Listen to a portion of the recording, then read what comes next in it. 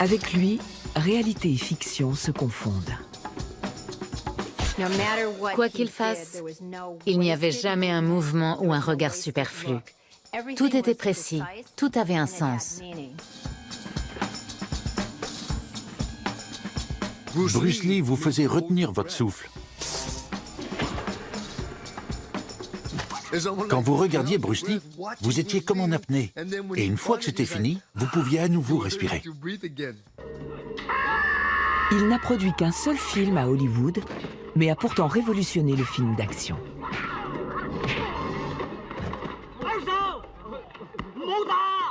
Son style, c'était waouh! Il portait les arts martiaux à un autre niveau. Un maître de combat, dont le corps représentait le capital. Il avait une double tablette de chocolat, vous imaginez? Chaque muscle était dessiné. Il me laissait lui donner des coups dans le ventre, c'était trop cool. Malgré les préjugés et le racisme, cet outsider d'origine chinoise réalise une ascension remarquable pour devenir la première star mondiale venue d'Asie. Il a dû se battre et il a connu des moments de désespoir. Il était rejeté. C'était dur. On le tenait à l'écart parce qu'il était différent. À sa mort en 1973, à l'âge de 32 ans, des millions de gens dans le monde pleurent Bruce Lee, la star et l'homme. Il était bien plus qu'asiatique, occidental, africain ou oriental.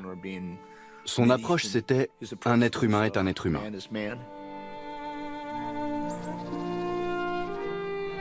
Il n'y aura jamais d'autre Bruce Lee. Il a apporté quelque chose de totalement différent à notre monde. Il a initié quelque chose de nouveau, une voie que chacun pouvait suivre. Il a donné une nouvelle dimension à l'art. Aujourd'hui, Bruce Lee et son héritage font partie de notre culture. De nombreuses productions hollywoodiennes font référence à son style reconnaissable entre mille.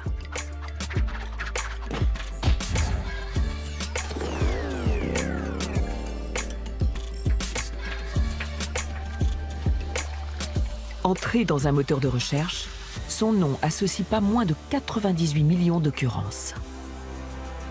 Dans les jeux d'action, sa technique de combat fait figure de référence absolue. Pour le magazine Time, il est l'une des 100 personnalités les plus influentes du XXe siècle.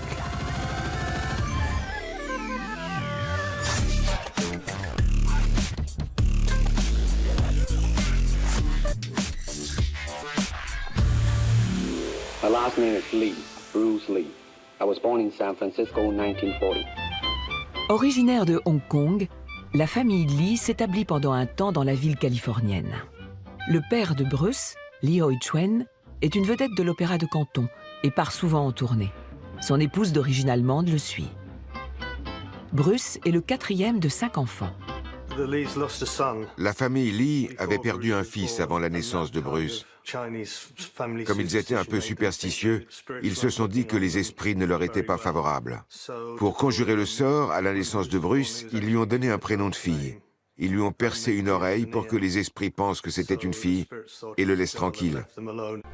Estimant que la place de son fils est aux États-Unis, le père inscrit sur l'acte de naissance le nom Li Shen-fan, qui signifie « revient et fait refleurir la terre ». L'infirmière, elle, donne au bébé un second prénom, Bruce, qui lui permettra plus tard d'obtenir plus facilement le passeport américain. Quelques mois après la naissance de Bruce, la famille rentre à Hong Kong. Là-bas, c'est le choc. L'Asie est en guerre. Nous sommes en décembre 1941 et le Japon occupe la métropole.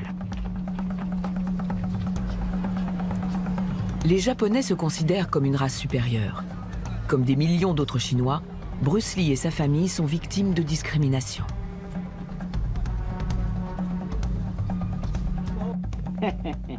Ce thème, l'oppression des Chinois par les Japonais, reviendra souvent dans ses films.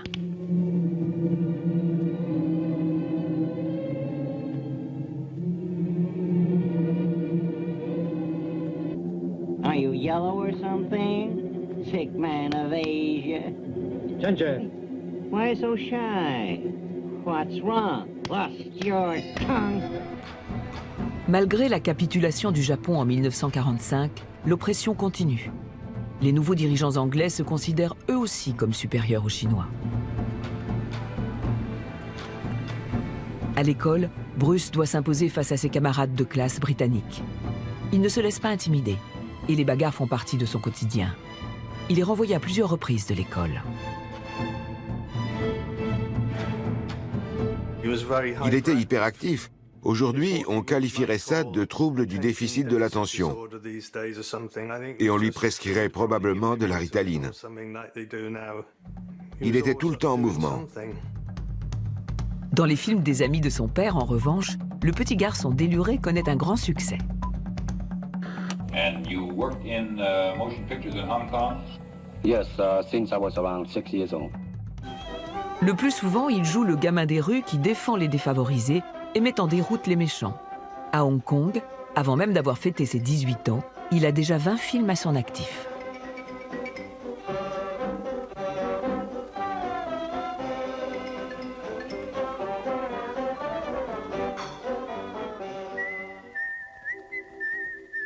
Le public apprécie les mimiques et la gestuelle du jeune Bruce. Il a l'art du combat dans le sang. Son père lui avait montré quelques mouvements de tai chi, mais le tai chi est avant tout thérapeutique, comme le qigong. C'est de la respiration et de la relaxation. Bruce, lui, ne cherche pas l'apaisement. Ce qui l'intéresse, c'est le combat. Bruce a rencontré William Chun. Il a découvert que ce dernier apprenait le Wing Chun Kung Fu chez un certain Yip Man. Le Wing Chun est une technique de combat rapprochée assez réputée dans la rue. Après ça, Bruce a dit à sa mère qu'il devait apprendre cet art martial pour se défendre. Mais à l'école du combat aussi, le racisme est de mise. Bruce n'est pas un Chinois de race pure, car son grand-père est allemand. À plusieurs reprises, le garçon tente d'y entrer, jusqu'à ce qu'un jour, la porte s'ouvre. En à peine 5 minutes, le maître est convaincu par son agilité et sa capacité de compréhension. Bruce Lee apprend vite. Quand on lui montre quelque chose, en 15 à 30 minutes, il s'en sort déjà pas mal. Dan Inosanto est l'un des 3 disciples de Bruce Lee qui sont habilités à enseigner son art du combat. Il l'a appris à ses côtés. Aujourd'hui encore, il parle de son ami et maître comme s'il était toujours en vie. Il est naturellement doué. Il a un don de Dieu. C'est quelque chose de très, très rare.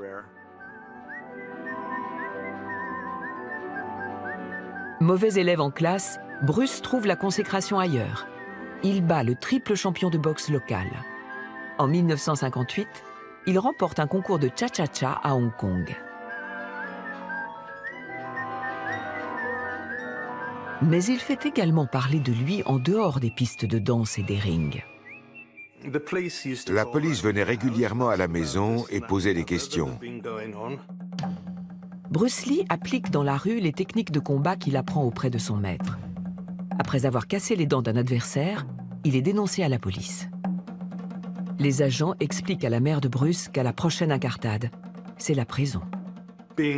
Étant né aux États-Unis, il avait le droit de prendre la nationalité américaine avant ses 18 ans. Comme l'échéance approchait, sa mère lui a dit « On va faire d'une pierre deux coups. Tu vas quitter Hong Kong et partir en Amérique, où tu auras davantage de possibilités. »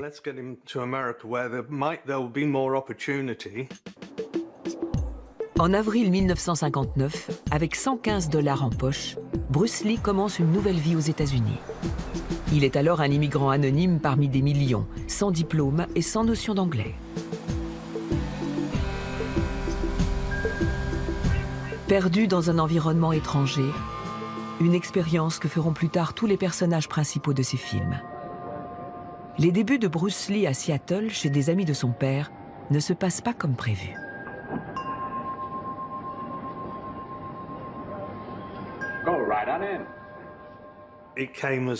Il est tombé de haut. Il a vu que son nom figurait sur le planning. En gros, il n'était pas juste un invité de la famille comme il le pensait, il allait devoir travailler en tant que serveur. Ça ne lui plaisait pas du tout, parce que les autres serveurs chinois étaient très obséquieux.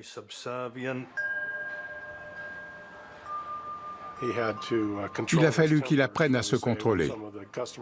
Quand des consommateurs se montraient impolis et faisaient des commentaires désobligeants sur les Chinois ou la nourriture chinoise, il devait prendre sur lui. Aujourd'hui, rien à Seattle ne rappelle que l'illustre Bruce Lee a vécu ici. L'artiste Jonathan Fisher aimerait que cela change. Il espère faire découvrir aux habitants de la ville le vrai visage du petit dragon. Pour beaucoup d'Américains, Bruce Lee est évidemment une star du film d'action. Mais beaucoup de gens n'en savent pas beaucoup plus à son sujet. Ils ne le connaissent pas en tant qu'auteur, philosophe ou poète, ou ne serait-ce qu'en tant que père de famille. C'était un homme à multiples facettes, et il faut que ce soit davantage reconnu en Amérique.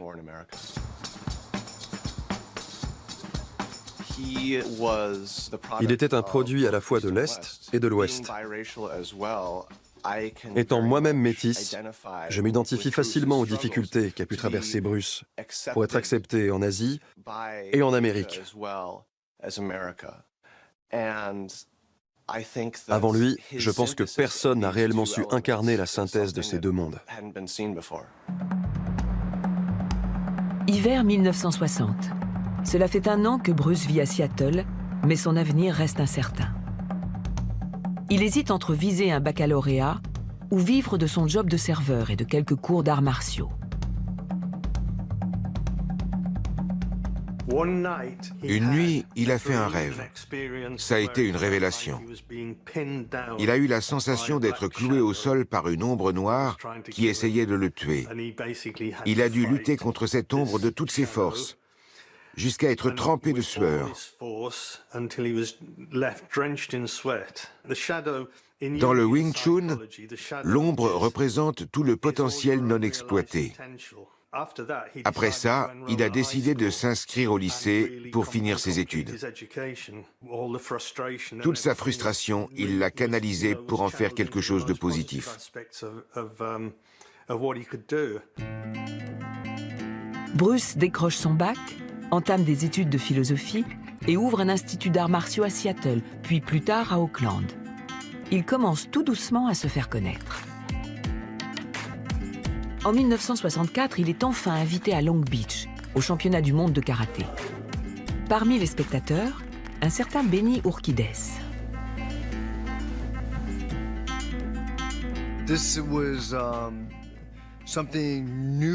C'était nouveau, je n'avais jamais vu ça. J'ai eu l'occasion de l'observer. Il a pris une plaque de métal de cette taille, très lourde. Il la tenait comme ça. Et ensuite, il a fait sa démonstration. En face de lui, il y avait un type gigantesque, plus de 110 kilos de muscles.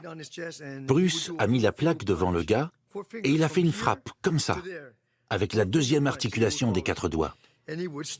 Il l'a frappé, le costaud avec la plaque de métal est tombé sur une chaise avant de basculer en arrière les 4 fers en l'air. Quand je l'ai vu, j'avais les yeux comme ça, j'ai dit « c'est ça que je veux faire ».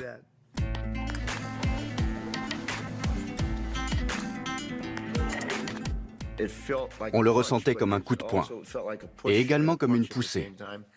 Mais c'était plus comme un coup de poing. Étant donné la force et la vélocité déployées, ça vous faisait reculer d'un bon mètre 50. Dans les années 60, les Occidentaux ne connaissent que le karaté, discipline importée du Japon par les soldats américains après la Seconde Guerre.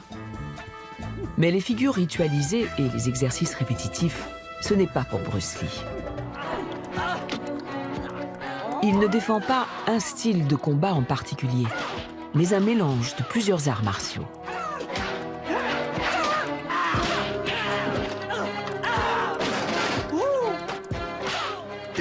Ce n'était pas une discipline à proprement parler. Ce n'était pas du pur Kempo, du Shotokan, du Taekwondo, du Lima Lama, du Judo ou de l'Aïkido. C'était un mélange de tout ça. Bruce Lee baptise sa philosophie Jeet Kune Do, la voie du poing qui intercepte. À la base de cette discipline, le Kung Fu. Well, Kung Fu is originated in China. It is the ancestor of karate, and Jiu-Jitsu. It's more of a complete system and it's more fluid. By that I mean it's more flowing. There is continuity in movement instead of one movement, two movement and then stop. Bruce Lee met au point son propre art martial, en théorie et en pratique. Il lit de nombreux livres, étudie des séquences de mouvements, modifie son alimentation et se plie chaque jour à un programme sportif très strict. Il était différent des karatékas de l'époque. Je pense que Bruce Lee avait 50 ans d'avance sur son temps. Son approche de l'entraînement était complète. Il ne s'agissait pas seulement de techniques de frappe, mais également de plaquer ou saisir l'adversaire. C'était une méthode globale. C'est pour ça que Bruce Lee m'impressionnait. Il était très ouvert d'esprit, alors que la plupart des techniques sont ancrées dans la tradition. Pour Bruce, il n'y avait pas qu'un seul système. Il ne connaissait pas de frontières. Sur le campus de Seattle, Bruce Lee fait parler de lui. Tout le monde veut bénéficier de ses enseignements. Il accepte tous ceux qu'il juge doués, quelle que soit leur origine. Pour ses compatriotes établis en Amérique, l'enseignement prodigué par quelqu'un qui n'est pas chinois est tabou. Un maître de kung-fu le provoque en duel. Sûr de lui, Bruce Lee accepte. S'il perd, il doit fermer son institut. Le combat est rude. Bruce Lee le remporte de justesse. L'occasion pour lui d'aller encore plus loin. Il a été l'un des premiers à enseigner le combat à un groupe de femmes.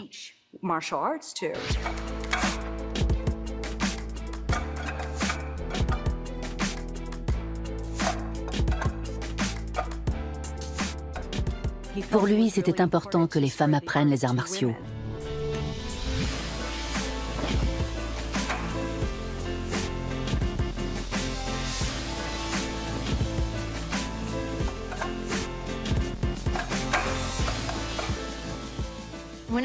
Quand j'étais petite, aucune femme ne pratiquait les arts martiaux.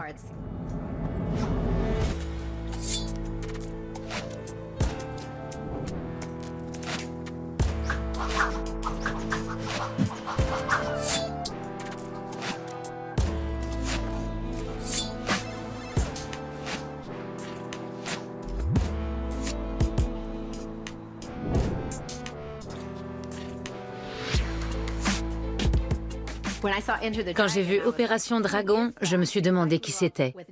J'ai grandi avec les films de Jackie Chan et j'ai tout de suite vu que Bruce Lee avait un style totalement différent. En voyant ça, je me suis dit, c'est comme ça que je veux bouger. Dans les années 70, Bruce Lee provoque un engouement mondial pour le kung-fu qui n'a jamais faibli depuis.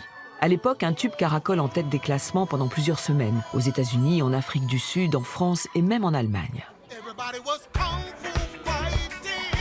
Kung Fu Fighting devient l'hymne d'une tendance mondiale.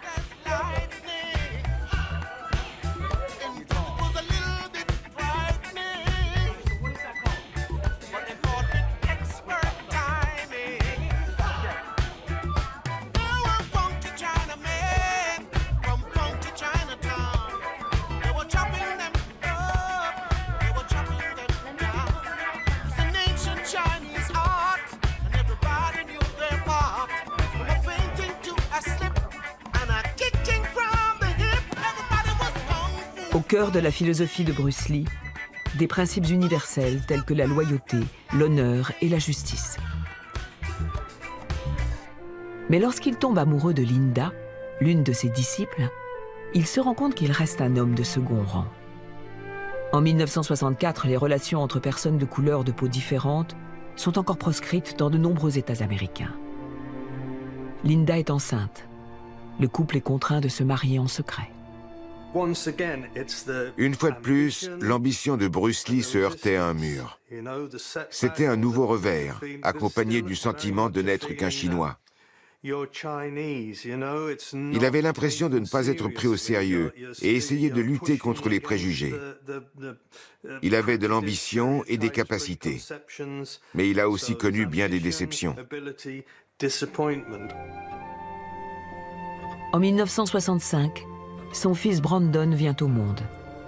Plus tard, il deviendra à son tour acteur, en digne héritier de son père. Mais lui aussi mourra avant l'heure, lors d'un accident de tournage. Sa fille, Shannon, naît en 1969. La famille brave toutes les idées reçues.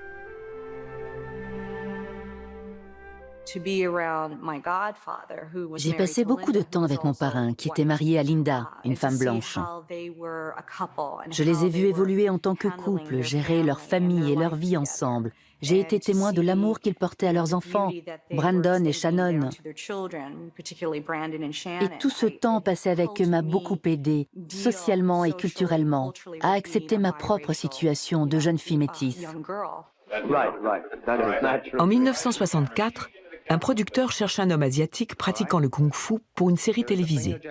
Il invite Bruce à auditionner. Depuis sa participation au championnat de karaté de Long Beach, son talent a attiré l'attention de Hollywood.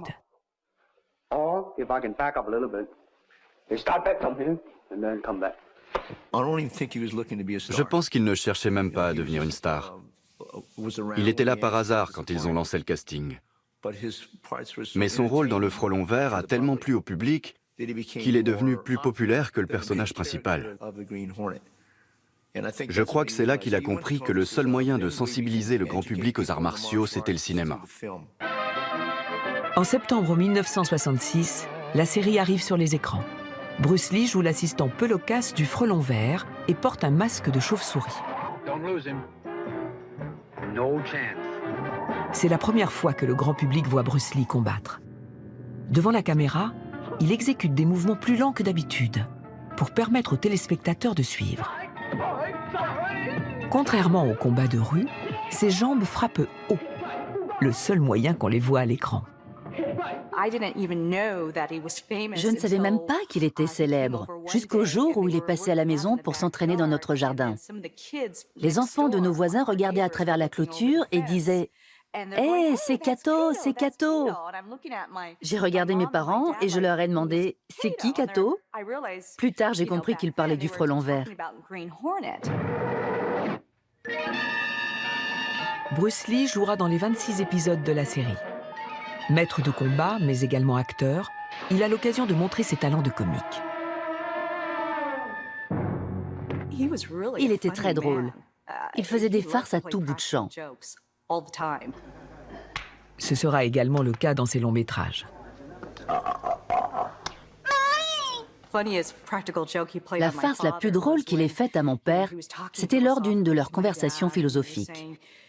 Il a dit « Dan, je voudrais que tu fasses quelque chose. On va voir si tu peux vraiment te concentrer et maîtriser cette technique. » Il lui a dit « Je veux que tu prennes cette pièce, que tu fermes les yeux et que tu la fasses rouler au milieu de ton visage sans jamais qu'elle tombe. » Mon père a pris la pièce et l'a posée au milieu de son visage et d'un seul coup, mon parrain s'est mis à s'esclaffer. Mon père a dit « Quoi ?» Il s'est regardé dans le miroir et il a vu une ligne noire au beau milieu de sa figure. Après le Frelon Vert, Bruce Lee pense que sa carrière va décoller. Son rôle de Kato lui permet d'acheter une maison à Los Angeles. Mais les propositions se font rares. La faute à ses origines. J'étais tout jeune la première fois que j'ai vu Bruce Lee. Quand il parlait, à l'époque, il avait un très fort accent. Je me souviens avoir demandé à mon frère pourquoi il parle comme ça. Mon frère m'a donné une tape sur la tête, mais moi, je voulais juste essayer de comprendre. Je n'avais jamais vu ça avant. Après plusieurs castings, il décroche enfin un nouveau rôle. Cette fois, c'est pour la série Long Street, dans laquelle il enseigne le kung-fu à un aveugle. There. No! Your thoughts are wrong. Fighting is efficient in close quarter, but don't make a plan of fighting. That is a very good way to lose your teeth. There's so much to remember. If you try to remember, you will lose. Empty your mind. Be formless, shapeless, like water. Regardez, j'ai le tatouage « Sois de l'eau ». Je vais vous raconter une anecdote au sujet de cette phrase. C'est un bon ami à moi qui me l'a apprise. Ces mots étaient inscrits sur son skateboard. Je lui ai demandé ce que ça voulait dire et il m'a répondu « C'est de Bruce Lee ». Ça veut dire que tu dois être capable d'être fluide et de t'adapter. Rick Thorne est bicrosseur, musicien et comédien. Comme beaucoup d'artistes, Bruce Lee l'a toujours inspiré. Now you put water into a cup, it becomes the cup. Put it into a teapot, it becomes the teapot. Now water can flow or creep or drip or crash. Be water, my friend. Ok, ça marche. Il y avait une rampe en U, et sur le côté, un câble qui nous empêchait de faire nos figures. Ça m'a pris la moitié de la journée, mais j'ai réussi à faire mes figures malgré le câble. C'est là que j'ai compris la signification de cette phrase « sois de l'eau ». Ça veut dire s'adapter à la situation et en faire quelque chose de positif. Du coup, j'ai décidé de me la faire tatouer. Et je l'ai fait. Dans la philosophie de Bruce Lee, le combat et les combattants ne forment qu'une seule et même entité, tout comme l'eau. On ne fait qu'un avec le combat. Du coup, il n'y a plus d'adversaire et il n'y a plus de moi. Il n'y a qu'un tout. Il disait toujours « Je ne frappe pas, le coup part seul ». Pour son travail, l'artiste Jonathan Fisher s'est lui aussi inspiré de ces mots. La devise de Bruce Lee, « Sois de l'eau », m'a appris à me reposer sur moi-même. Lorsqu'on est fluide, lorsqu'on sait s'adapter, on peut tout faire. Dans son atelier, Jonathan Fisher crée des portraits de Bruce Lee au pochoir. Il compte les mettre en place à Seattle, déguisé en ouvrier du bâtiment. Il a baptisé ce projet « Petit Dragon », d'après le surnom de Bruce Lee. J'ai choisi ce nom pour lui rendre hommage. C'était un homme de contradiction. Il n'avait rien d'une force de la nature, mais n'en était pas moins géant. Petit Dragon était son sobriquet parce qu'il n'était pas très grand. Mais sa personnalité, elle était immense. Seuls les amis très proches de Bruce Lee le connaissent vraiment. De prime abord, c'est un pensif, un introverti. C'était un étrange mélange d'ouverture d'esprit et de timidité. Avec les gens qu'il connaissait, il était très cordial, généreux, détendu. En revanche, s'il ne vous avait jamais vu, il pouvait se montrer très réservé.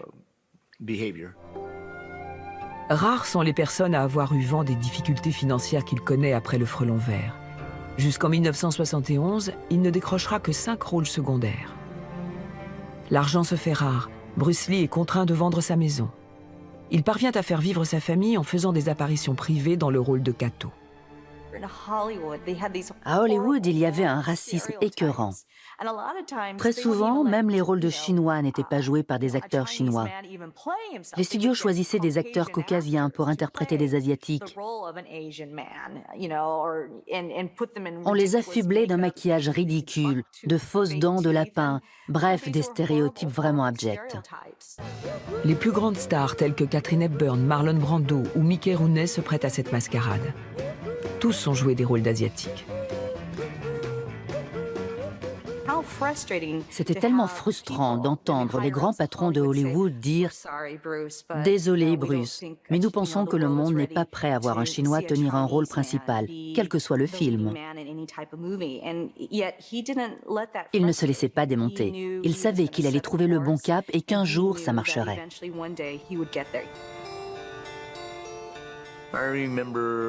Je me souviens avoir mangé des sandwichs au beurre de cacahuète avec lui. Et même de la soupe en boîte. On ne peut vraiment pas dire qu'il menait la vie de château. Pour gagner sa vie et se créer un réseau, Bruce enseigne son art à des grands noms d'Hollywood, tels que James Coburn ou Steve McQueen. Chaque minute libre, il la consacre à son propre entraînement. Son corps est son capital.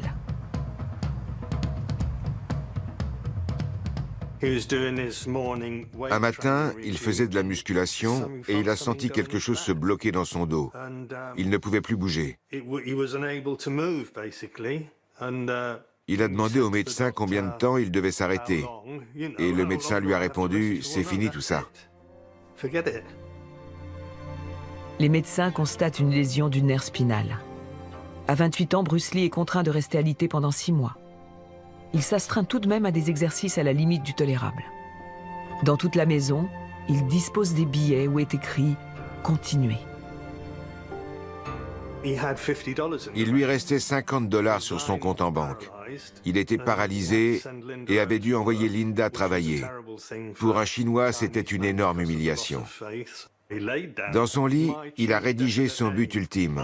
« Moi, Bruce Lee, je vais devenir l'acteur asiatique le plus célèbre du monde. D'ici à 1980, je posséderai $10 millions. » Une fois de plus. Alors que la vie lui avait encore réservé le pire, il ne renonce pas. Dès lors, Bruce se met à prendre régulièrement des antidouleurs et de la cortisone. Lorsqu'il parvient à remarcher, il propose au studio Warner une idée de série dans laquelle il tiendrait le rôle principal. Mais pour les patrons, choisir un héros chinois est trop risqué. Ils produiront donc la série Kung Fu, mais avec David Carradine. Une humiliation de plus.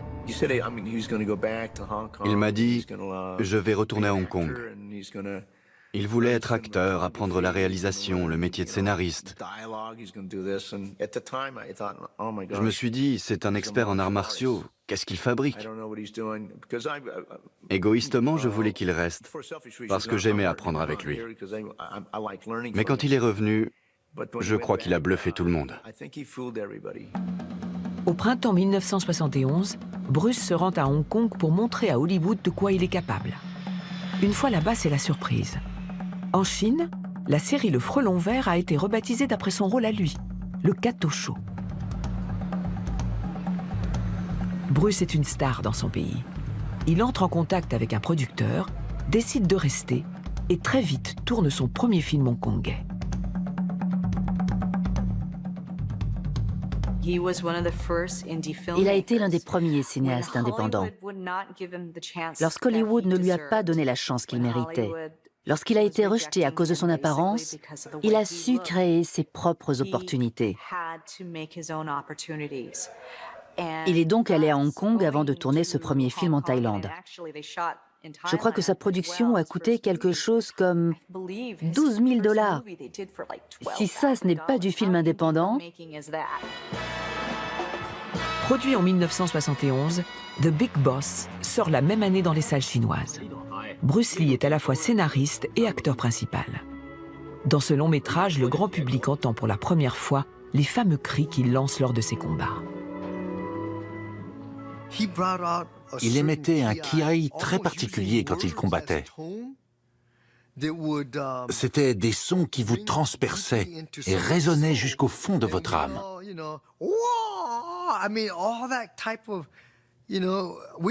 À cette époque, on n'avait jamais entendu ce genre de cri au cinéma.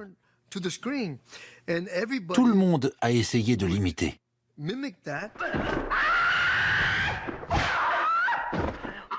Lors d'un combat, les cris permettent de focaliser l'énergie et de conserver une concentration maximale.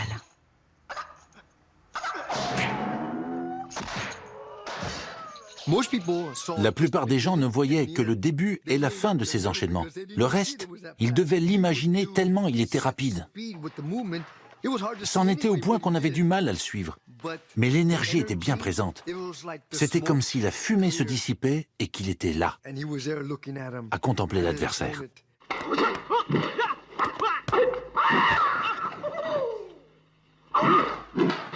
Ça a été une révolution dans le cinéma mandarin. C'était bien mieux que tout ce qu'on avait l'habitude de voir. Et le film a connu un succès énorme. C'était comme l'arrivée du rock'n'roll. Les gens cassaient les sièges, ils étaient surexcités. La même année, Bruce tourne un deuxième film et montre une nouvelle facette de sa personnalité. En sortant du cinéma, les spectateurs chuchotent une phrase que leurs enfants ne sont pas censés entendre.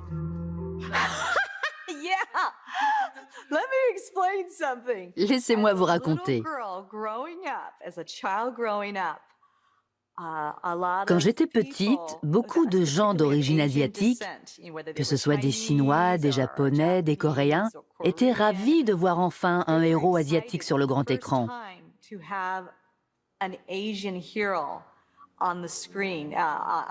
À l'époque, je les entendais tout le temps dire « Grâce à lui, les hommes asiatiques ont des couilles ». Voilà ce qui se disait quand on était petit. Avec la fureur de vaincre, Bruce Lee envoie un message politique clair à l'occupant japonais de la Seconde Guerre mondiale.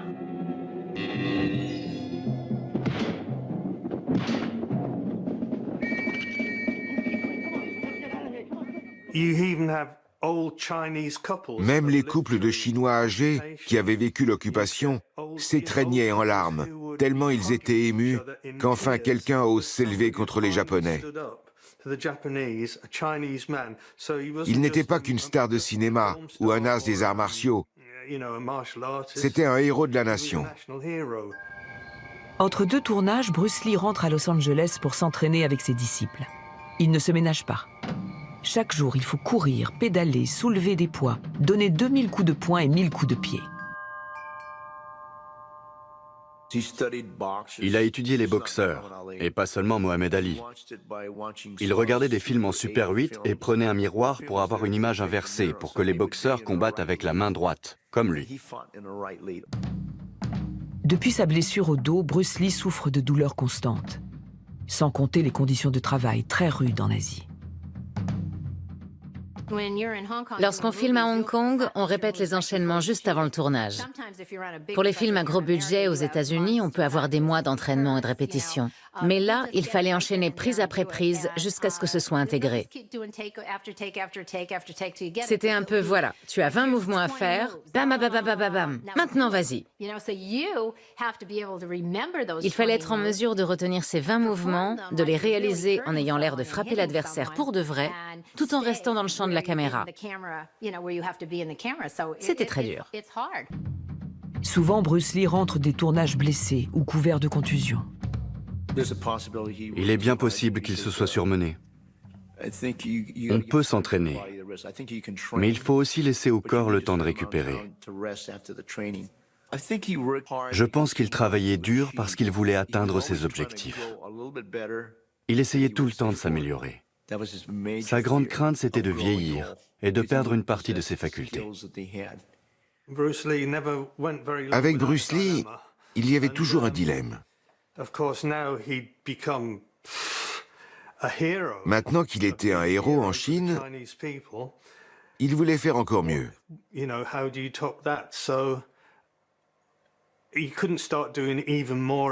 Comme il ne pouvait pas montrer des combats encore plus extraordinaires et des techniques encore plus folles, il a choisi de faire un film différent, sur un ton un peu comique. En 1972, pour son troisième film hongkongais, La Fureur du Dragon, Bruce Lee passe lui-même derrière la caméra.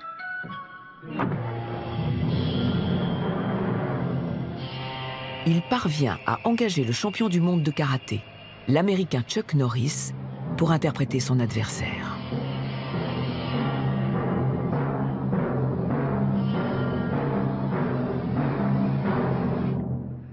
And every day, I practice martial arts. You see? Watch out! The scene between my godfather and Chuck. La scène entre mon parrain et Chuck symbolise pour ainsi dire la naissance du Jeet Kune Do. On ne le voit pas forcément quand on regarde le film en tant que spectateur. Mais dans la scène décisive où ils s'affrontent, le personnage joué par mon parrain se rend compte qu'il doit changer sa technique pour l'emporter face à Chuck. Il sait que s'il ne le fait pas, il va perdre.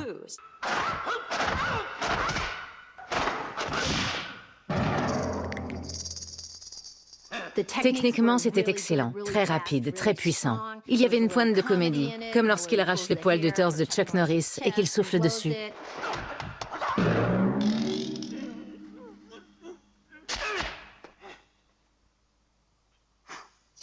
Dans son scénario, Bruce Lee décrit le combat avec force détail, sur pas moins de 25 pages.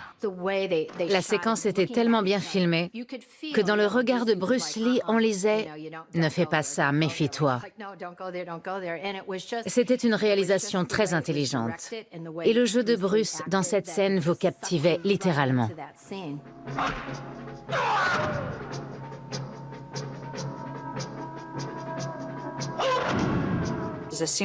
Dans cette séquence, il se met à étudier Chuck Norris. Il sautille autour de lui pour entrer dans son rythme. Il a compris qu'il doit s'adapter, qu'il doit changer, être de l'eau, couler. À ce moment-là, il devient fluide et d'un seul coup, il prend l'ascendant sur Chuck Norris.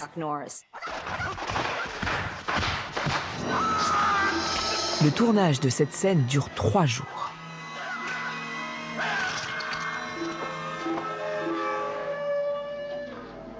Dans le scénario, la fin du combat est très détaillée.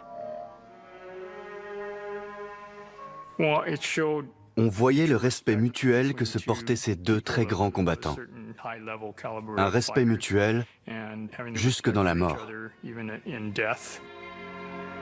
Avec ce combat, Bruce Lee écrit une page de l'histoire du cinéma. Bruce a considérablement influencé l'évolution du cinéma américain. Avant, quand il y avait une bagarre, c'était souvent à l'ancienne, avec des grands coups de poing à la John Wayne.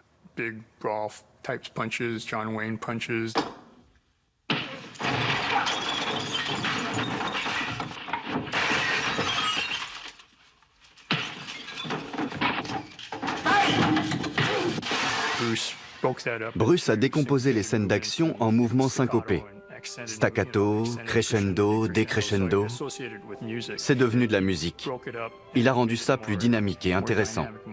C'est comme assister à un magnifique concert.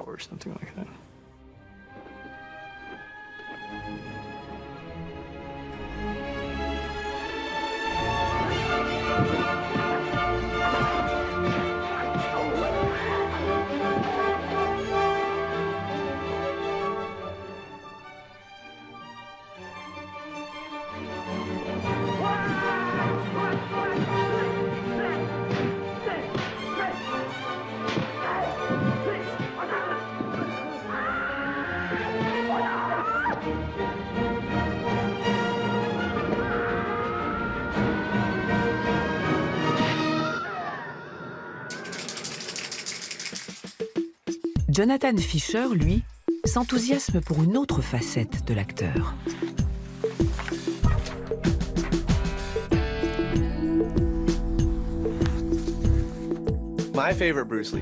Ma scène préférée de Bruce Lee n'est pas une scène d'action. C'est dans Opération Dragon. Au début du film, il est encore à Hong Kong, il est avec son élève. Et il lui dit, « Quand le sage montre la lune, l'idiot regarde le doigt. » How did it feel to you? Let me think. Don't think. Feel. It is like a finger pointing away to the moon. Don't concentrate on the finger or you will miss all that heavenly glory.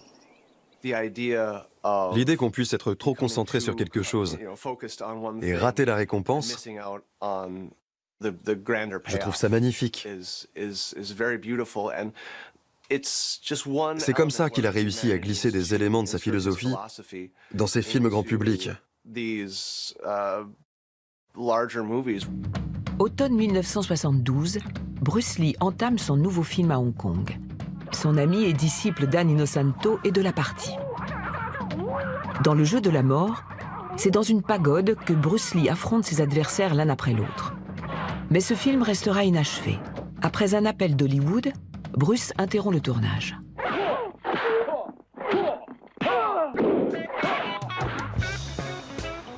Son succès en Asie n'est pas passé inaperçu aux États-Unis. Les studios Warner veulent tourner un film à Hong Kong avec Bruce Lee dans le rôle principal.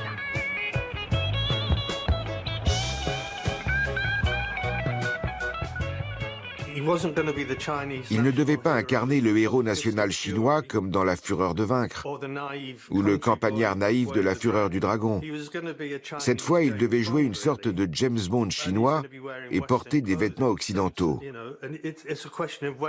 La question était de savoir si les Chinois allaient penser qu'il trahissait ses racines, et si le public occidental accepterait un James Bond chinois.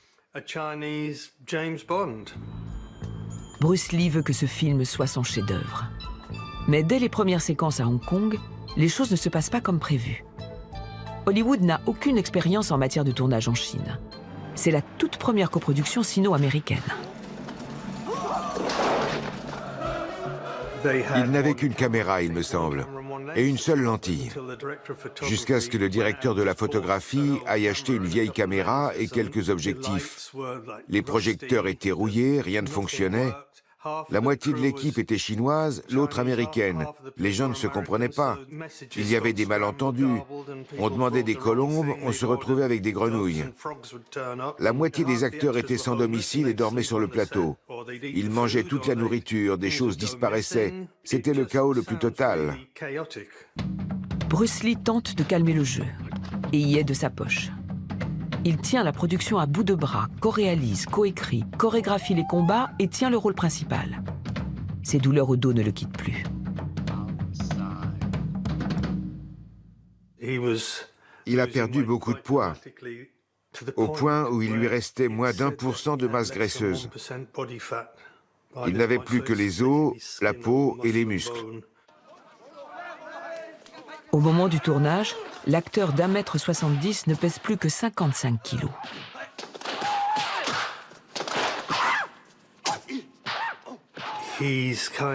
Il essayait de compenser et d'apporter de l'énergie à son corps sous forme de steak mixé.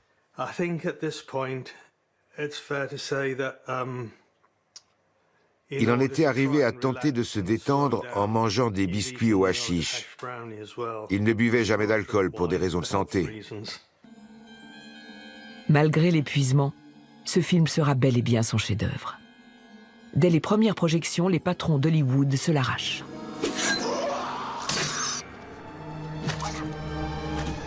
Lors du doublage, Bruce Lee s'effondre. Les médecins diagnostiquent un œdème cérébral. Ils l'autorisent pourtant à continuer de travailler. Il perdait la mémoire. Il montrait aux gens une photo de sa nouvelle voiture 2 fois dans la même journée. On lui répondait « Tu me l'as déjà montré il y a 1 heure ». Il ne s'en souvenait plus. Il a dit à sa mère qu'il ne vivrait pas son prochain anniversaire. Il parvient à boucler son premier film hollywoodien, mais ne verra jamais la première d'Opération Dragon, le plus grand film d'arts martiaux de tous les temps.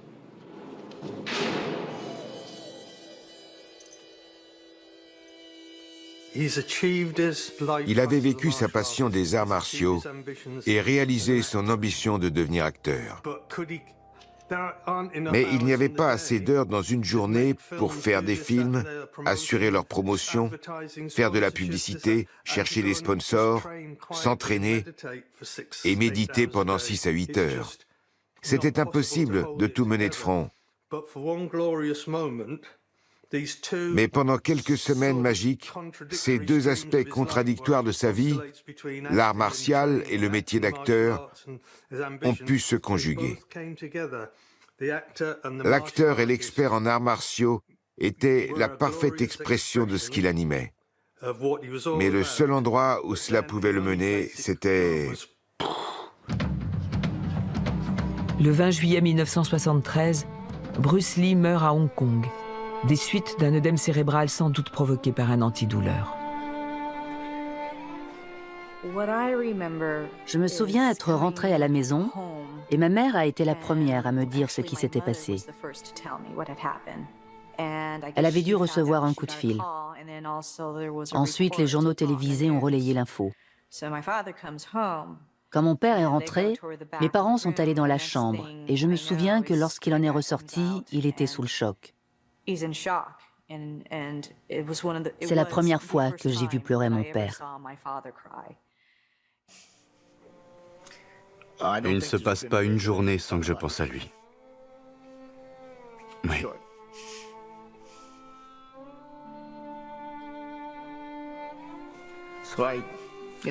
Je suis très sentimental, d'une certaine façon.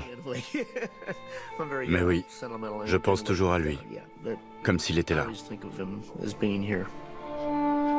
Quelques jours après sa mort, une cérémonie a lieu à Hong Kong, réunissant des milliers de personnes. Linda Lee fait ensuite transférer la dépouille aux États-Unis. Bruce Lee sera inhumé au cimetière de Seattle.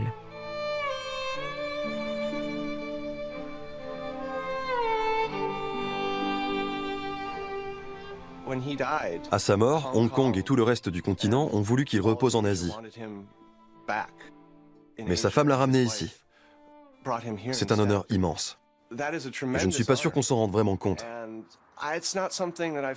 Quand je me suis installé à Seattle, je ne savais pas que Bruce Lee était enterré ici. Ce n'est pas la première chose qui vient à l'esprit au sujet de cette ville, mais je trouve que ça devrait l'être.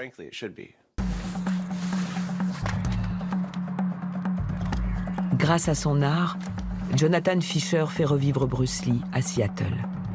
Il rend hommage à un homme qui a dû se battre pour trouver sa place et qui a inspiré des millions de gens dans le monde.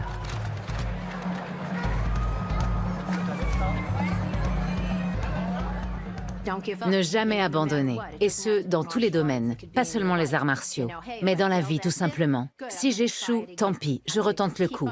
Je continue, je ne baisse pas les bras. C'est ça l'esprit du combattant. Ne jamais abandonner et donner le meilleur de soi-même.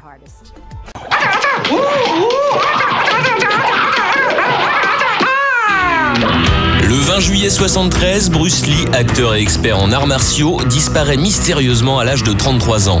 Le Petit Dragon était alors au sommet de sa gloire. Bruce Lee laisse derrière lui 4 longs métrages et une légende qui semble immortelle. Retour sur une carrière aussi éphémère que fulgurante.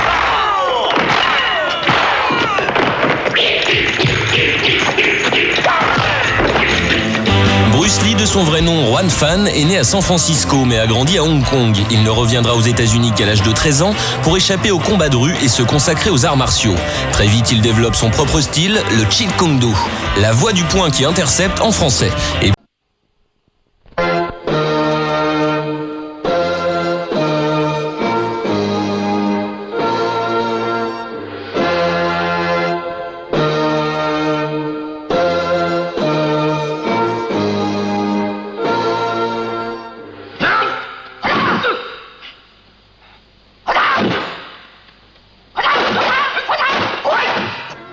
À une journaliste qui lui demandait quelles étaient les limites qu'il entrevoyait à sa carrière, Bruce Lee répondit un jour « Les limites du ciel ouvert ». Et l'on comprend très bien aujourd'hui ce qu'il voulait dire alors. Débarqué en 1958 à Los Angeles, avec 100 $ en poche, ce petit émigrant de Hong Kong est devenu en 12 ans l'une des plus grandes stars du cinéma mondial, une vedette dont les films rapportent plus de dollars que ceux de Clint Eastwood et John Wayne réunis. On peut dire que Bruce Lee a littéralement révolutionné le kung-fu. Avec lui, les arts martiaux chinois sont sortis de leur gangue de poussière et se sont adaptés au monde moderne. Il a, à lui tout seul, créé la mode des arts de combat orientaux qui bat aujourd'hui son plein dans tous les pays occidentaux. En tant qu'acteur, il a été la première superstar non blanche capable de briser les barrages dressés par l'inertie et la routine des grands de Hollywood. En apparaissant à l'écran, Bruce Lee disait à ses compatriotes « Vous, Chinois, vous pouvez faire aussi bien que tout le monde et je vous le montre pour que vous puissiez y croire. » Parlant au nom de son peuple, Bruce Lee devint ainsi, avec 2 films, le symbole de toute une race, celle des opprimés et par contre-coup, celle de tous les immigrés. Il est mort à 33 ans, avec 4 films tournés, non pas au sommet, mais au début de sa fantastique carrière. Pour certains, il n'est qu'un mythe, une légende, un personnage incompréhensible. Pour d'autres, il est un dieu. À Hollywood, il est déjà devenu le sujet d'un film. La vie et la légende de Bruce Lee est une superproduction de 3 millions de $, adaptée du livre de Linda Lee, Bruce, tel que je l'ai connu, mise en scène par Robert Clouse, réalisateur de Opération Dragon. Les conseillers techniques sont Dick Hensey, directeur de la revue Black Belt, et Chuck Norris, cette fois champion du monde de karaté. Les caméras seraient prêtes à tourner s'il ne restait encore une question sans réponse. La question principale, qui va incarner à l'écran le Petit Dragon? Qui sera à la fois beau, chinois, parlant anglais et spécialiste du kung-fu? Qui saura ressembler à ce qu'était Bruce Lee? Moi, ont déjà répondu à Los Angeles, New York, Rome et Hong Kong, plus de 2000 candidats à la gloire. La vie et la légende du Petit Dragon, produit par 2 anciens élèves de l'école de kung-fu de Bruce Lee, Barbara Streisand et Steve McQueen, sortira en 1976 dans les 3 salles du Hollywood Boulevard.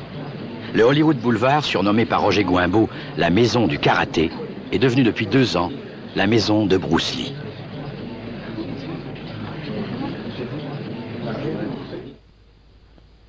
Nous avons demandé à son directeur, René Château, auteur du premier livre français sur Bruce Lee, ce qu'il pensait du Petit Dragon.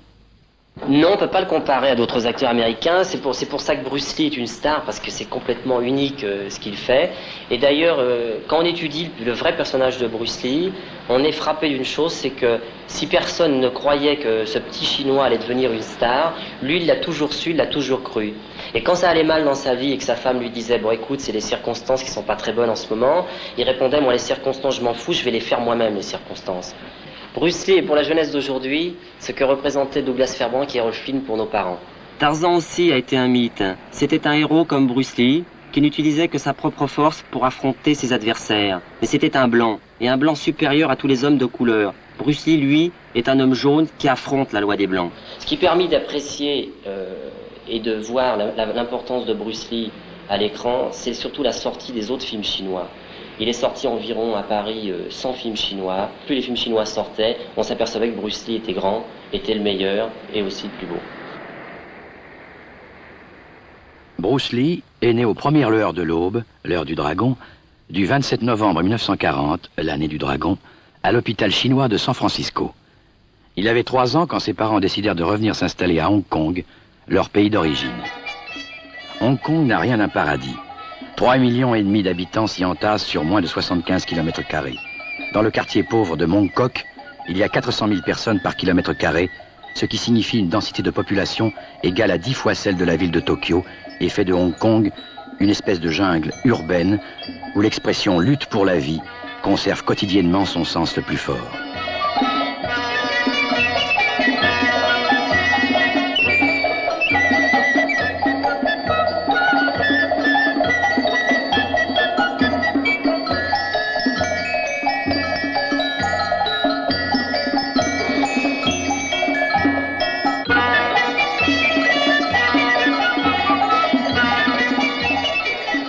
Avec son père, Lee Hoi-Chuen, comédien de vaudeville à l'opéra de Canton, Bruce apprit quasiment en même temps à parler, à marcher et à jouer la comédie. Mais les deux Lee ne jouèrent cependant jamais dans le même film.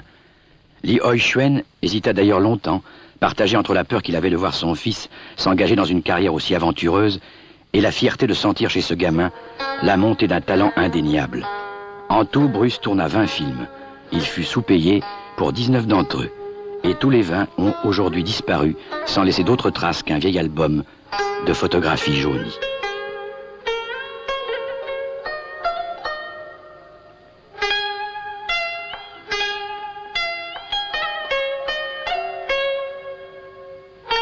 Mais Bruce n'était pas qu'un acteur prodige. J'étais un voyou qui cherchait la bagarre, dit-il. À 13 ans, il possédait son propre gang et de son propre aveu, il était très proche de devenir un petit gangster.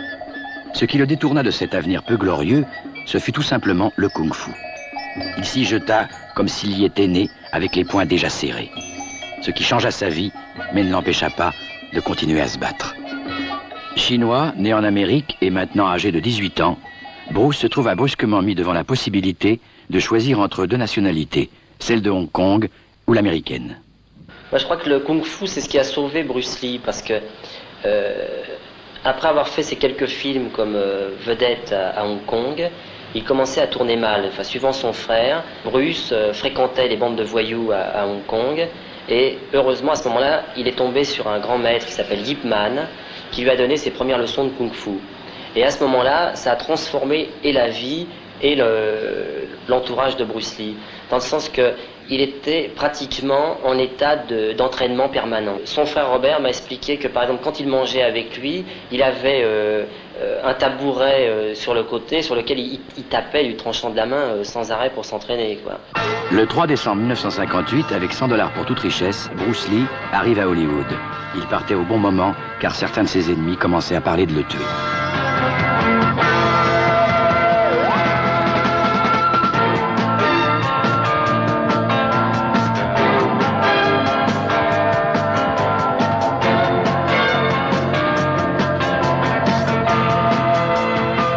À son arrivée, il se heurta au conformisme de l'époque qui consistait à confier les rôles d'asiatiques à des blancs aux yeux tirés en arrière et au visage peint en jaune. Charlie Chan était le suédois Warner Holland, l'allemand Peter Lorre interpréta la série Monsieur Moto, l'américain Edward G. Robinson fut le héros de Hatchetman, L'Anglais Boris Karloff interpréta à plusieurs reprises le rôle de Fu Manchu, et d'autres Asiatiques, fourbes et cruels.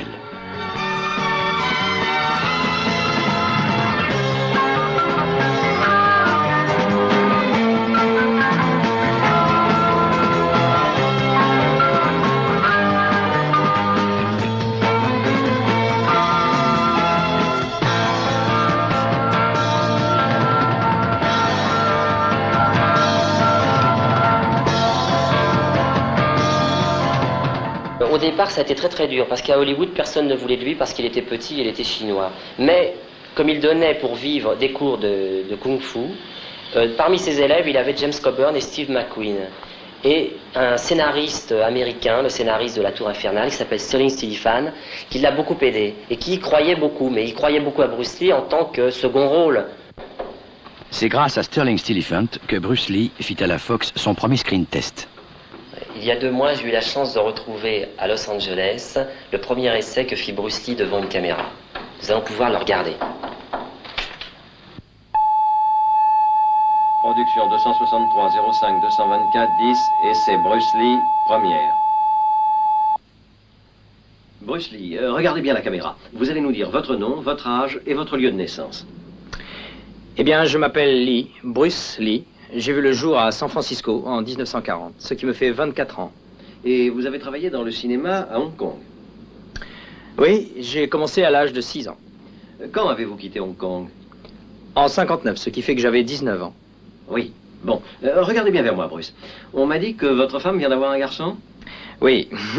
Et vous avez un peu de sommeil en retard? 3 nuits de retard. Dites à mon équipe à quelle heure on tourne les films à Hong Kong? Oh, eh bien, c'est presque toujours tôt le matin, parce que les gens sont plutôt serrés à Hong Kong. Il y a près de 3 millions d'habitants maintenant, et alors, si on veut absolument tourner en pleine rue, il faut que ça se passe, disons, depuis minuit au plus tard 5 heures du matin.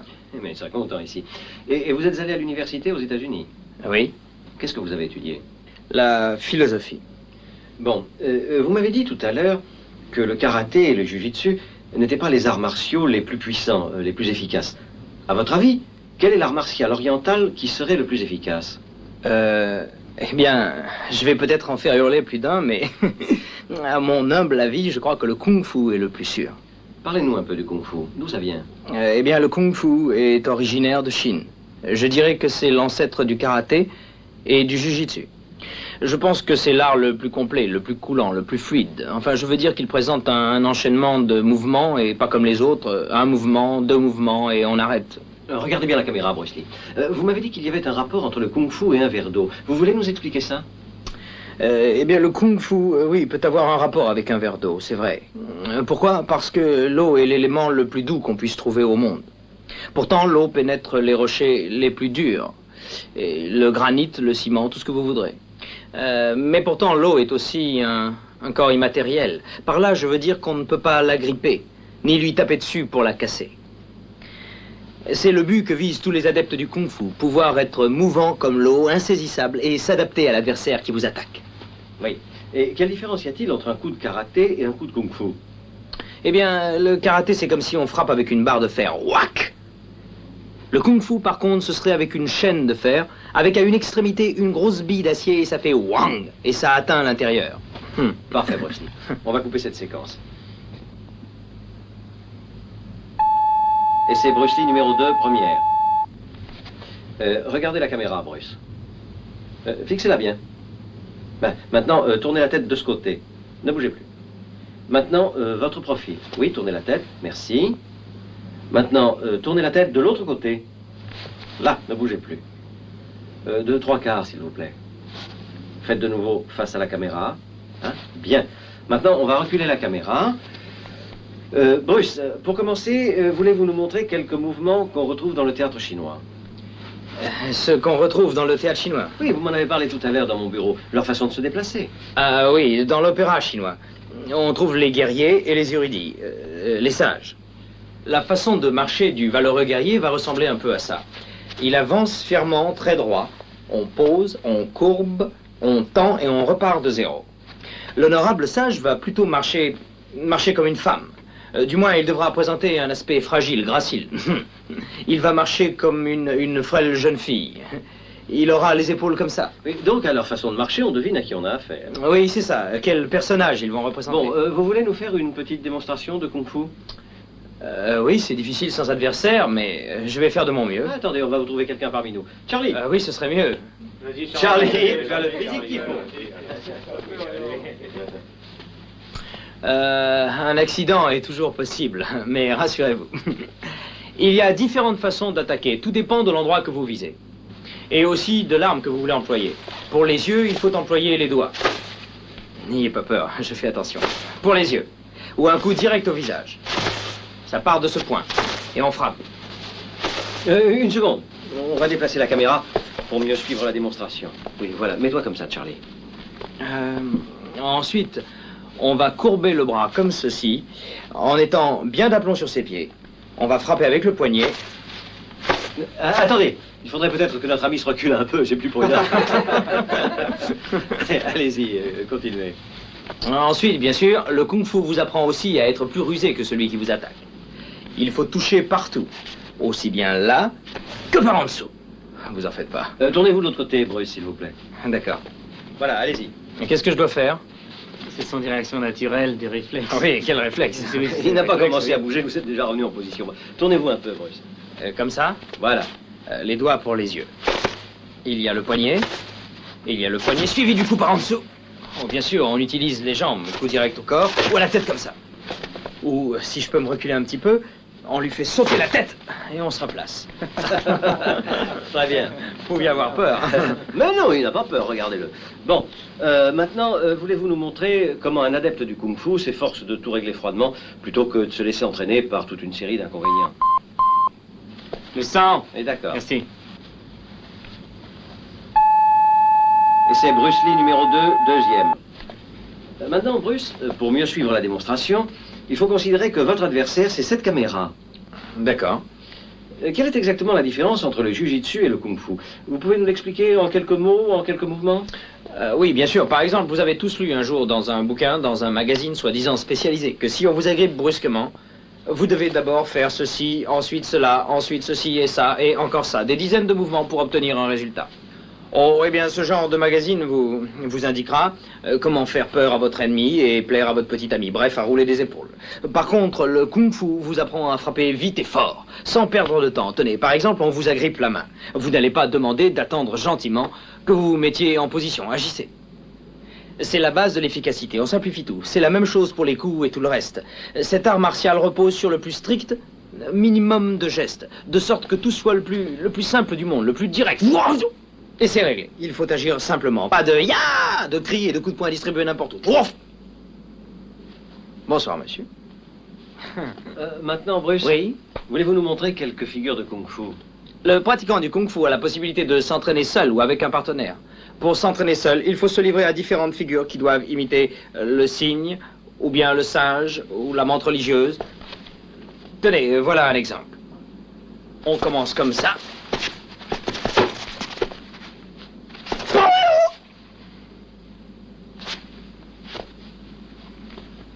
C'est un des différents mouvements ou figures du kung-fu. Montrez-nous encore une figure et ce sera terminé. D'accord, je ne suis pas mécontent d'entendre ça. Il y a la figure du tigre. On doit agir comme un tigre. Utilisez des griffes pour déchirer le visage de votre adversaire, comme ceci. Voilà une des figures du kung-fu. Merci, Bruce Lee. Bruce Lee fut remarqué en 1964 au tournoi international de karaté de Long Beach et fut contacté par la Fox pour jouer dans une série télévisée, The Green Hornet. Van Williams y jouait le rôle de Britt Reed, le journaliste, et Bruce Lee, celui de Kato, son ami garde du corps spécialiste du kung fu. Avec The Green Hornet, l'Amérique stupéfaite venait de découvrir les arts martiaux. Hi, friend. Well, how did it go tonight? How did what go tonight? The job tonight. Aren't the boys back yet? Not yet. Ah, well, it's a long way back from the racetrack. The racetrack? Yeah. What's the matter? You've forgotten we're knocking over the Riverview Harness track tonight. Oh, yes. Yes, we had forgotten.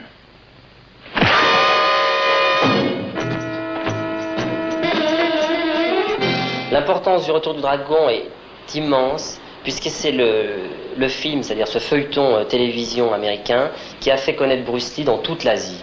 Et c'est ce qui lui a permis à son retour au pays, à Hong Kong, de pouvoir débuter en star, en vedette, et de tourner Big Boss et La Fureur de vaincre, sans avoir rien fait d'autre dans son pays, en dehors de cette série télévision qui a remporté un triomphe, puisque c'est la première fois qu'on voyait un acteur chinois, une vedette chinoise, c'est-à-dire une vedette de couleur. Cela permit à Stirling Stiliphant, quelques mois plus tard, de proposer à Bruce Lee un petit rôle dans La Valse des Truands.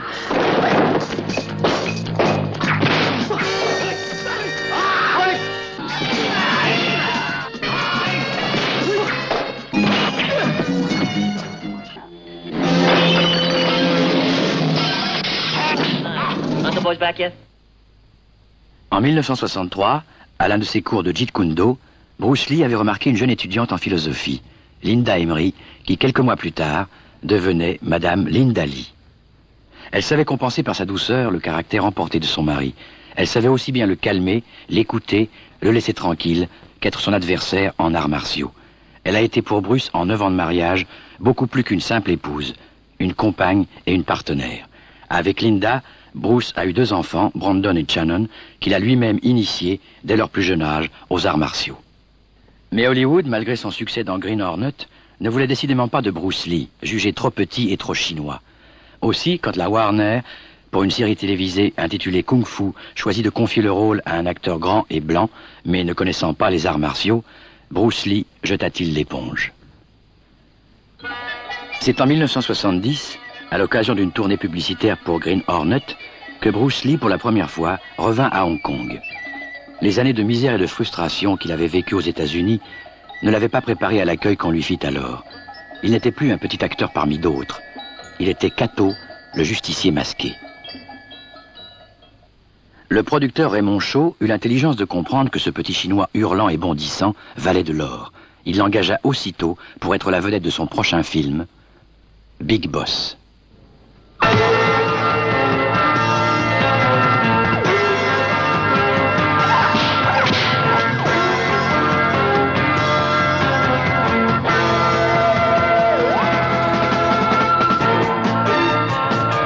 À Hong Kong, Big Boss battit les records de recettes de tous les temps, détenus jusqu'alors par les 10 commandements.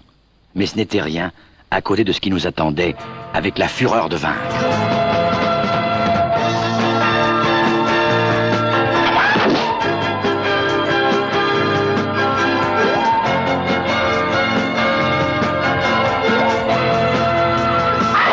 Le succès de La Fureur de vaincre fut tel que les queues devant les salles de cinéma bloquèrent la circulation. Les 2 premiers films de Bruce Lee ayant fait 20 millions de dollars de recettes aux USA, la Warner mit en chantier le plus grand film d'arts martiaux réalisé jusqu'alors, Opération Dragon.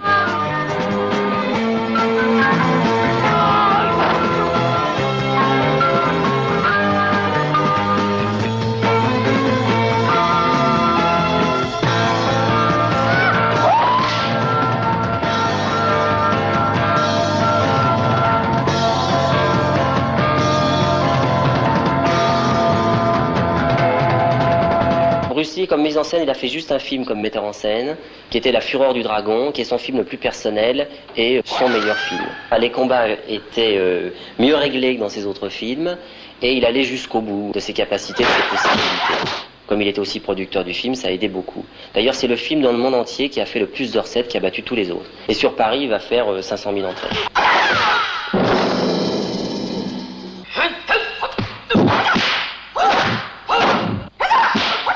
Dans ses films chinois, même quand il ne faisait pas la mise en scène et que le metteur en scène n'était pas très bon, lui réglait ses combats comme un ballet, comme Fred Astaire.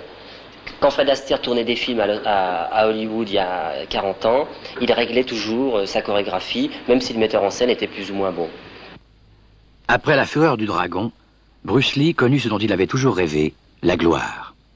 Sa photographie apparaissait chaque semaine en couverture de plusieurs dizaines de magazines. Les offres de contrats ne cessaient d'affluer sur son bureau. Mais la réussite avait aussi ses revers.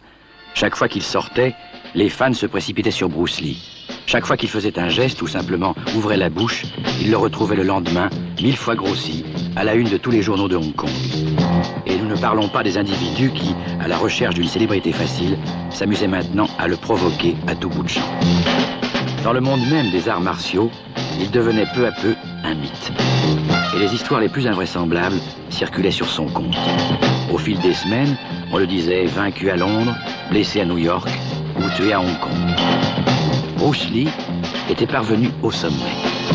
Ce serait un acteur plus célèbre que James Coburn ou Steve McQueen, avait-il répété contre toute vraisemblance des années durant. Et il était maintenant devenu l'un des plus grands parmi les plus grands.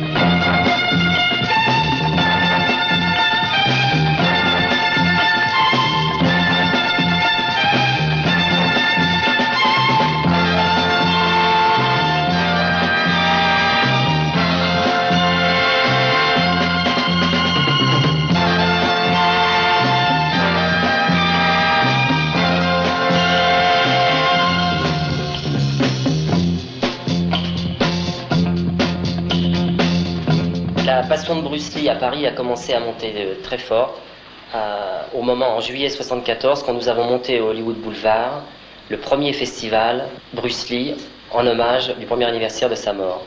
Comme en sortant des salles, les spectateurs avaient une fâcheuse tendance à casser les vitrines pour voler des photos, c'est à ce moment-là que nous avons édité le livre La légende du petit dragon, qui en est à sa 5e édition, soit 100 000 exemplaires de tirage. Faisant suite au festival Bruce Lee organisé par le Hollywood Boulevard, la presse française découvrit Bruce Lee.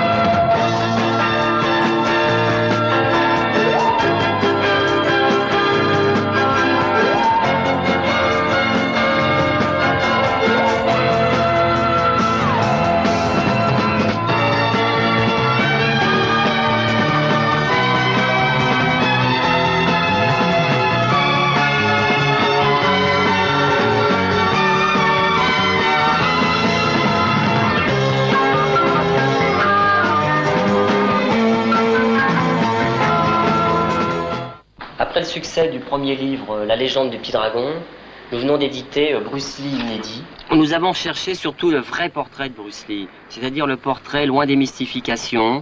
Nous avons été à Hong Kong, à Londres, à Hollywood, pour retrouver, recueillir des témoignages de ses amis, de sa femme, des élèves de Bruce Lee, dont Chuck Norris et Jim Kelly. Nous avons surtout étudié aussi sa méthode du nunchaku, parce que Bruce Lee, c'est le roi incontesté du nunchaku.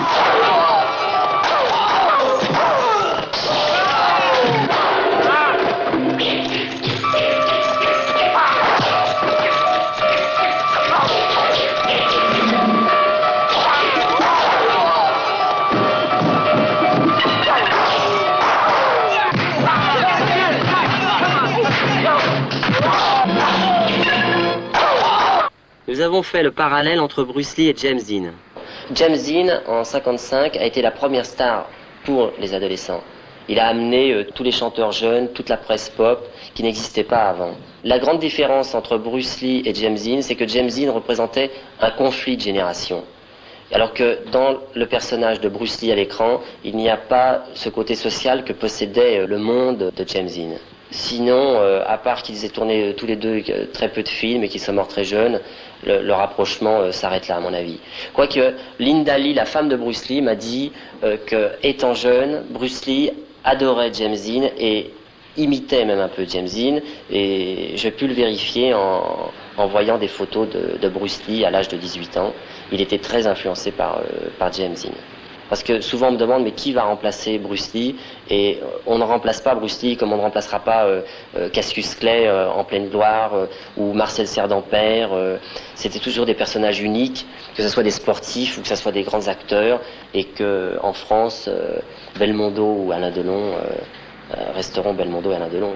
Dans Bruce Lee inédit, nous avons publié toutes les photos de son film inachevé Le jeu de la mort, que Bruce Lee tournait en 73 quand la mort l'a brutalement abattu. Selon les témoignages que j'ai recueillis, Le jeu de la mort aurait été non seulement le film le plus personnel de Bruce Lee, mais aussi le plus grand film d'arts martiaux jamais porté à l'écran.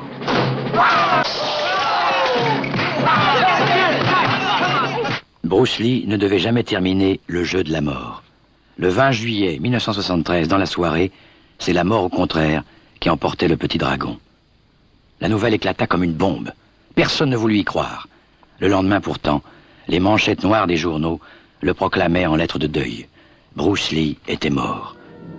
Malheureusement, beaucoup de choses regrettables entourèrent les circonstances de cette mort. Était-ce une faute si impardonnable que de mourir dans le lit d'une actrice jeune et belle? Fallait-il que cela soit caché? On le cacha. Et c'est à partir de là que les légendes commencèrent à courir. Pour les uns, Bruce Lee avait été tué par des moines Shaolin qui ne lui pardonnaient pas d'avoir révélé le kung-fu aux étrangers. Pour les autres, c'était la mafia de Hong Kong ou un producteur jaloux. Pour d'autres encore, c'était la vibration qui tue ou les dieux chinois que Bruce avait offensés. Pour la presse, plus terre à terre, ce fut une histoire de drogue ou un gag publicitaire destiné à lancer son prochain film.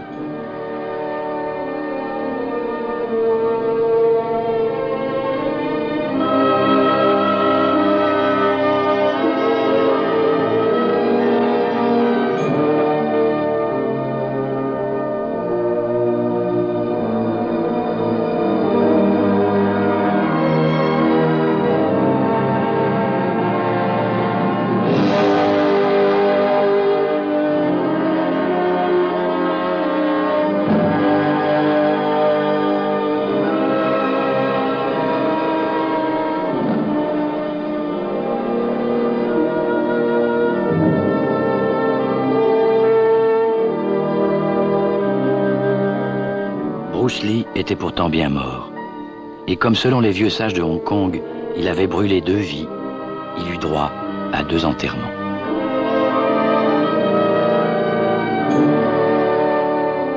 L'inhumation réelle eut lieu à Seattle, États-Unis. La foule était réduite à 150 personnes environ.